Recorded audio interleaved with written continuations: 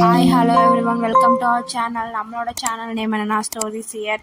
இன்றைக்கி நம்ம பார்க்க போகிறது ஒரு பிஎல் நாவல் நேம் வந்து எஸ்சிஐ மிஸ்ட்ரி. இந்த நாவலில் நான் ஆல்ரெடி 5th சாப்டர் வரையும் போட்டுட்டேன். இப்போ 6th சாப்டர் போட போகிறேன். ஒரு 2-3 நாளாக போடலை. ஏன் அப்படின்னா நான் சைட் பை சைடு வந்து பிஎல் ட்ராமாஸும் போட்டுட்ருக்கேன். அதனால டைம் கிடைக்கல. ஸோ நான் போடுற பிஎல் ட்ராமா எல்லாமே இப்போ வந்து பப்ளிஷ் ஆகிற ட்ராமா தான். ஸோ வந்து உங்களுக்கு கண்டிப்பாக பிடிக்கும். போய் வந்து அதை செக் பண்ணுங்கள். ட்ராமா நேம்லாம் என்னென்ன அப்படின்னா this love doesn't have long beans, அதுக்கப்புறம் ஃபஸ்ட்டு நோட் ஆஃப் லவ், அதுக்கப்புறம் மான்ஸ்டர் நெக்ஸ்ட் டோர். ஸோ இது எல்லாமே இப்போ புதுசாக வந்தது தான். ஒரு 2-3 எபிசோடு தான் வந்து முழுசாகவே பப்ளிஷ் பண்ணியிருக்காங்க. நான் அதையும் வந்து வாய்ஸ் ஓவர் பண்ணி போட்டிருக்கேன். நீங்கள் போய் அதை செக் பண்ணிக்கோங்க. நம்ம இப்போ டேரெக்டாக நாவலோட 6th சாப்டருக்கு போகலாம் வாங்க. இப்போ வந்து பாயு டேங்கும் ஜன்ஜேவாவும் ஆல்ரெடி ஜெயிலுக்குள்ளே வந்துட்டாங்க. உங்களுக்கே தெரியும், ஜெயில் வந்து யாருக்குமே ஒரு நல்ல ஃபீலிங்கை கொடுக்காது. அதே மாதிரி தான் அவங்களுக்கும். அவங்க வந்து ப்ரிசனராக இருந்தாலும் சரி, அங்கே போய் யாரையா பார்க்க போகிறவங்களா இருந்தாலும் சரி, எல்லாருக்குமே வந்து ஜெயில் எப்பயுமே வந்து ஒரு மாதிரி அன்கம்ஃபர்டபுள் ஃபீலிங் தான் இருக்கும். அந்த ஃபீலிங்கில் 2 பேரும் வந்து அந்த ஊஹாவான சைக்கோ டிரைவரை பார்க்குறதுக்காக விசிட்டேஷன் ரூமில் வந்து உக்காந்துருக்காங்க. கொஞ்ச நேரத்துக்கு அப்புறம் அந்த ஊஹாவை ஜெயிலர் வந்து கூட்டிகிட்டு வராங்க. அவன் எப்படி இருக்கான் அப்படின்னா, ஒரு ஸ்ட்ரைட் ஜாக்கெட் வச்சு அவனை வந்து போத்திருக்காங்க. அது எப்படின்னா ஜெயிலில் கொடுக்குற ஒரு யூனிஃபார்ம் மாதிரின்னு வச்சுக்கோங்க. ஆனால் அவனை பார்த்தா ஒரு 50 வயசு உள்ள ஒரு டாக்ஸி டிரைவர் மாதிரியே இருக்க மாட்டான். அதுலேயும் ரொம்ப முக்கியமான விஷயம் என்னென்னா, அவனை பார்த்தா மென்டல் இல்னஸ் இருக்கிற மாதிரியே தெரியல. அவன் ஷார்ட் சைட்டட்னால கண்ணாடி போட்டிருக்கான். அதனால் அவனை பார்த்தா ஒரு வந்து வெல் டிஃபைன்டு ஓல்டு மேன் மாதிரி தான் இருக்கான். நம்ம வந்து அவன் வந்து இப்படி வந்து நிறைய கொலை பண்ணியிருக்கான்னு தெரியல அப்படின்னா அவனை நம்ம வந்து பார்த்த உடனே டீச்சர் இல்லை ஸ்காலர்னு நினச்சிக்குவோம். அவன் வந்துட்டு அவனை பார்க்கும்போது அவனும் மெதுவாக அப்படியே பொறுமையாக அந்த விசிட்டேஷன் ரூமை சுற்றி பார்த்துக்கிட்டே நடந்து வரான். நடந்து அவங்க உட்காந்துருக்க டேபிளுக்கு முன்னாடி வந்துடுறான். வந்துட்டு அவனும் சேரில் வந்து உக்காந்துடுறான். உக்காந்ததுக்கு அப்புறம் இந்த ஊஓ என்ன பண்ணுறான்னா, நம்மளோட பாயு டேங்கை கொஞ்ச நேரம் உத்து பார்க்குறான். கொஞ்ச நேரம் உத்து பார்த்ததுக்கப்புறம் நீ வந்து நல்ல போலீஸ் அப்படின்னு சொல்கிறான். அதை கேட்டுட்டு நம்மளோட பாயு டேங்கும் ஊஓவை திரும்பி ஒரு நிமிஷம் பார்த்துட்டு, நீ ஆனால் நல்ல டிரைவர் கிடையாது அப்படின்னு சொல்கிறான். அதுக்கு வந்து அந்த ஊஓவும் லைட்டாக சிரிக்கிறான். அதுக்கப்புறம் திரும்பி ஜன்ஜாவோவை பார்க்குறான். ஜன்ஜாவோவை கொஞ்ச நேரம் பார்த்துட்டு டக்குன்னு ஒரு லைட்டாக ஒரு சவுண்டு மாதிரி விட்றான். அந்த சவுண்டு எப்படின்னா ஒரு பயமும் அதே மாதிரி ஒரு அதிசயத்தை பார்த்த மாதிரியும் அதே மாதிரியும் ரெஸ்பெக்ட் இருக்கிற மாதிரியான ஒரு சவுண்டு. அதை விட்டுட்டு, நீ தான் வந்து பர்ஃபெக்டான ஆர்ட்டு, என் வாழ்க்கையில் இவ்வளோ நாள் இருந்ததில் உன்னைய மாதிரியான பர்ஃபெக்டான ஒரு மனுஷனை நான் பார்த்ததே இல்லை அப்படின்னு சொல்கிறான். ஜன்ஜாவை பார்த்திவன் ஒரு ஆர்ட் மாதிரி வந்து டிஃபைன் பண்ணுறான். இவன் வந்துட்டு இது மாதிரி ஜன்ஜாவை பற்றி சொல்லிகிட்டு இருக்கும்போது நம்மளோட ஜன்ஜாவும் இவன் அந்த விசிட்டேஷன் ரூமுக்குள்ளே வந்ததுலேருந்து அவனை அப்சர்வ் பண்ணிக்கிட்டே தான் இருக்கான். இவன் சொல்லும் போதும் அவன் வந்து இந்த ஊஓவை அப்சர்வ் பண்ணிக்கிட்டே இருக்கான்.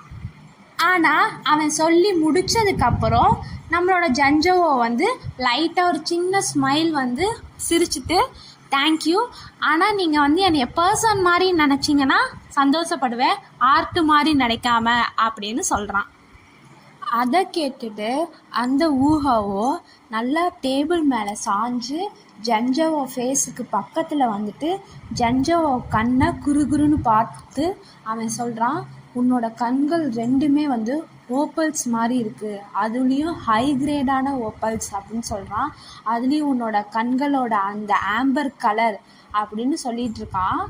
அப்பன்னு பார்த்து பாயு டேங் வந்து சைடில் உட்காந்துருக்கவன் டக்குன்னு முன்னாடி வந்து அவனோட ஃபிங்கர்ஸை ஸ்னாப் பண்ணி பின்னாடி நகுந்து போ அப்படின்னு சொல்கிறான்.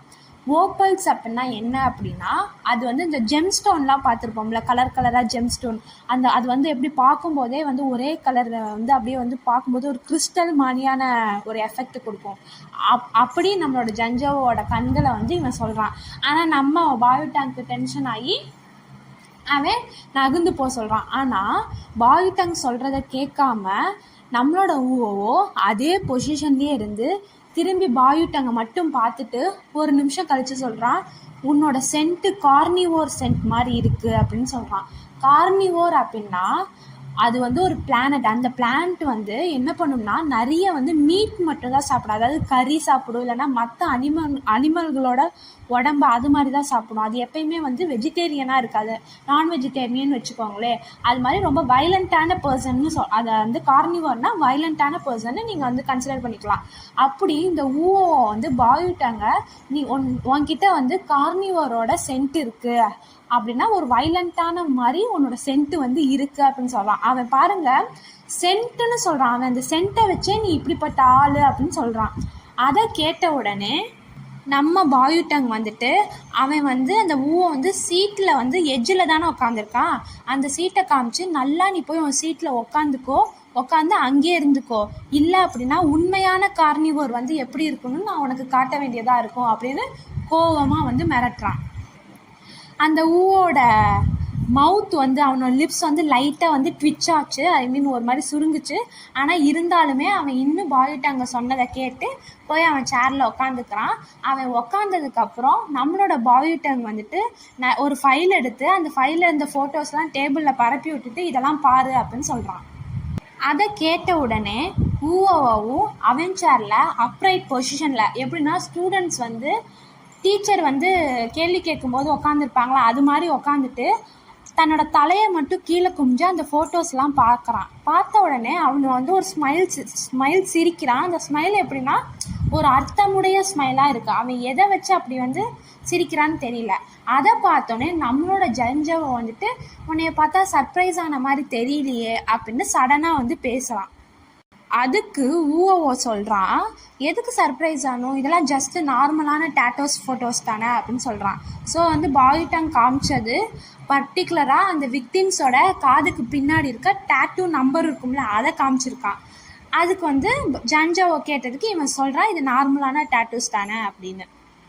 அதை கேட்ட உடனே பாயுட்டாங் வந்து ஒரு சிரிப்பு சிரிக்கிறான். அது எப்படின்னா ஒரு நக்கல் சிரிப்பு மாதிரி சிரிச்சுட்டு, யார் சொன்னது இது டேட்டோஸ்னு, நாங்கள் டேட்டோஸ்னு சொல்லலை, நார்மலாக எல்லாருமே வந்து ஏன் இதை பெயிண்ட் பண்ணியிருக்கலான்னு கூட நினைக்கலாம்ல, நீ ஏன் இப்படி சொல்கிற அப்படின்னு வந்து கரெக்டாக வந்து அந்த கில்லரோட சைக்காலஜிக்கலான பாயிண்ட்டை பிடிச்சிட்டான்.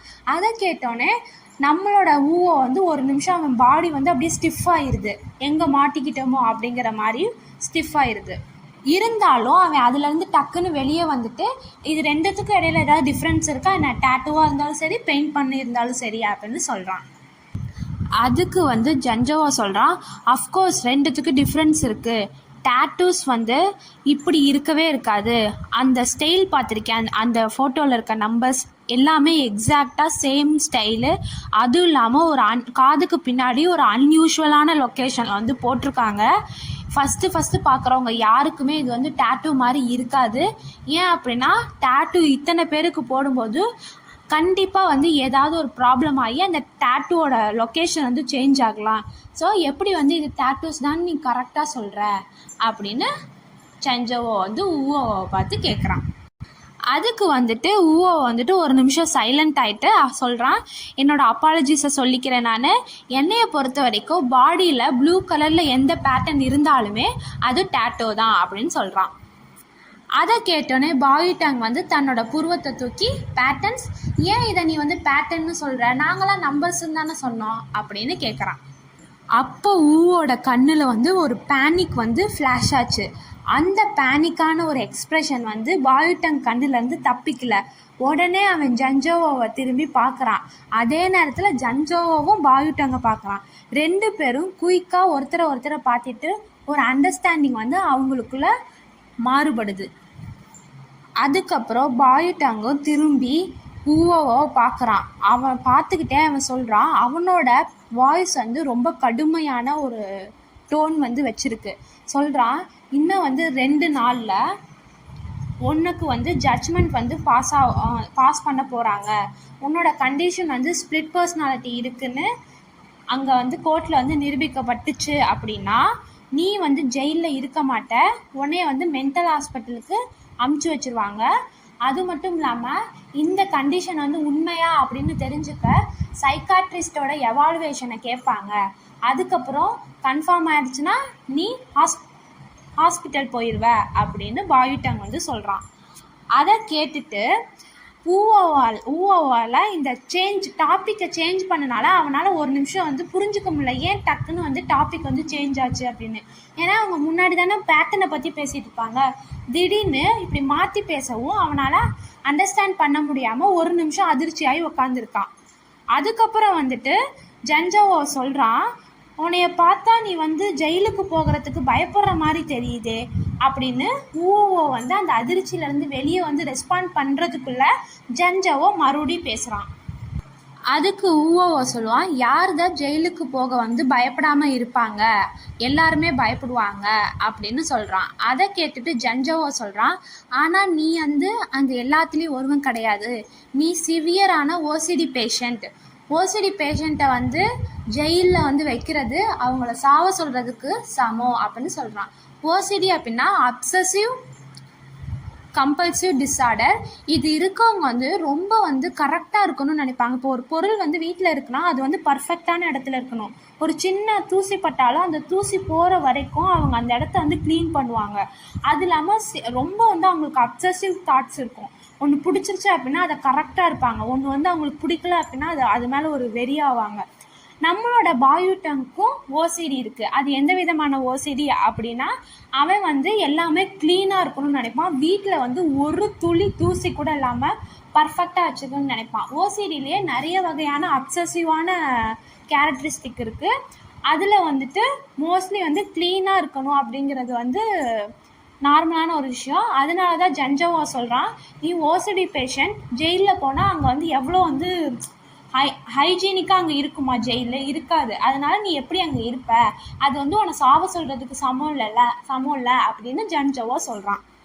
அதை கேட்டோன்னே ஊவோட முகத்துலேருந்து எல்லா கலருமே போயிடுச்சு. அவன் முகத்தை பார்த்தா ஒரு மாதிரி பேல் கலரில் வந்து அப்படியே அதிர்ச்சியான முகம் வந்து வெளியிருந்து ஆயிரும்ல, அந்த மாதிரி ஆயிடுச்சு. ஆனால் ஜன்ஜாவோ அங்கேயோட நிறுத்தலை, அவன் இன்னும் சொல்லிக்கிட்டே இருக்கான், நீ வந்து மிகப்பெரிய உன்னிப்பு உடைய திறன் கொண்ட ஆள், அதாவது மெட்டிகுலஸ் பர்சன். அதுவும் இல்லாமல் ரூல்ஸும் இந்த மாதிரி ஆர்டரில் தான் இருக்கணும் அப்படின்னு நினைக்கிறத நீ ரொம்ப இம்பார்ட்டண்ட்டாக நினைப்ப. அங்கே ஜெயிலில் வந்து இதெல்லாம் வந்து கிடையவே கிடையாது. அங்கே இருக்கிறது ஒரு குட்டி ரூம். அந்த குட்டி ரூமில் ஏர் கூட பொல்யூட்டடாக இருக்கும். அது இல்லாமல் அங்கே எங்கே பார்த்தாலும் அழுக்காக இருக்கும்.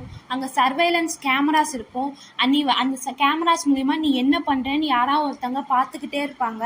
அது இல்லாமல் அங்கே நீ மட்டும் இருக்க மாட்ட, சுற்றி நிறைய பேர் இருப்பாங்க, நீ அவங்களோட தான் வாழ்ந்தாகணும் அப்படின்னு அவன் ஒவ்வொன்றா மெதுவாக அந்த ஊவோட சைக்காலஜிக்கல் டிஃபென்ஸை பொறுமையாக ஒவ்வொரு வார்த்தையில் அப்படியே தடுத்து போகிறான்.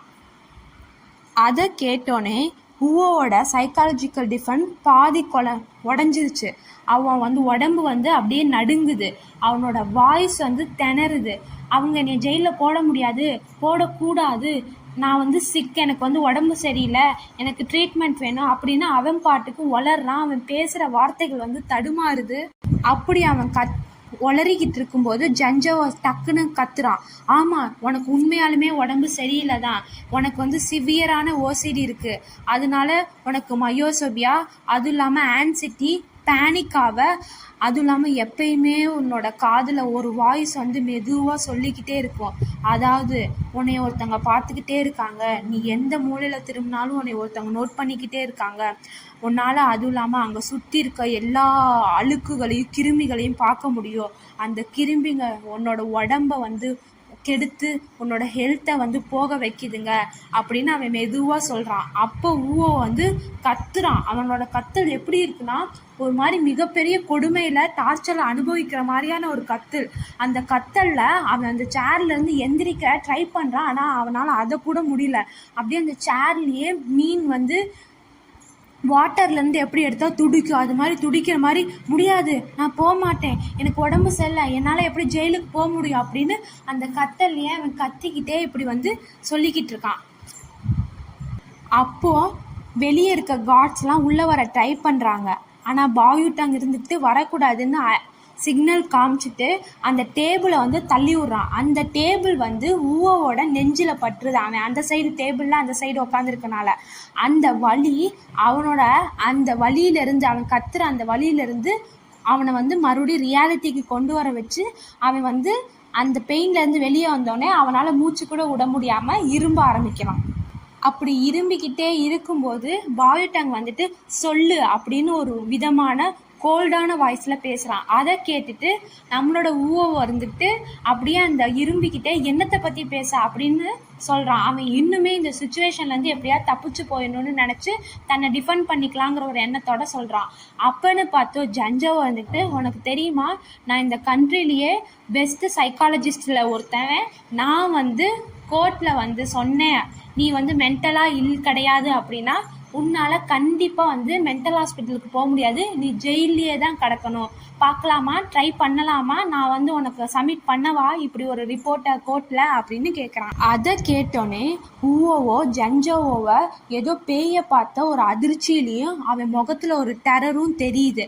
அப்போ பாயுட்டங் இருந்துட்டு அங்கே இருக்க ஃபோட்டோவெல்லாம் மறுபடியும் அவன் முன்னாடி தள்ளி விட்டு, உனக்கு 2 ஆப்ஷன் தான், உண்மையை வந்து எங்ககிட்ட சொல்லி எல்லாமே வந்து சொல்லி இதிலேருந்து வெளியே வர்றது, அப்படி இல்லைன்னா இந்த ஜெயில்லையே உன் காலம் முழுக்க கழித்துங்கிறது அப்படின்னு சொல்கிறான். அதை கேட்டுட்டு ஊவோவை வந்து மண்டையை வந்து அப்படியே அவன் மண்டையை வலிக்கிற மாதிரி ஆட்டுறான். அவனோட ஹோப் எல்லாமே வந்து ஜஞ்சோவோ பேசினதுலேயும் பாயுட்டங் கோஆப்ரேட் பண்ணதுலேயும் அவனோட ஹோப்பே அவனை விட்டு போயிடுச்சு.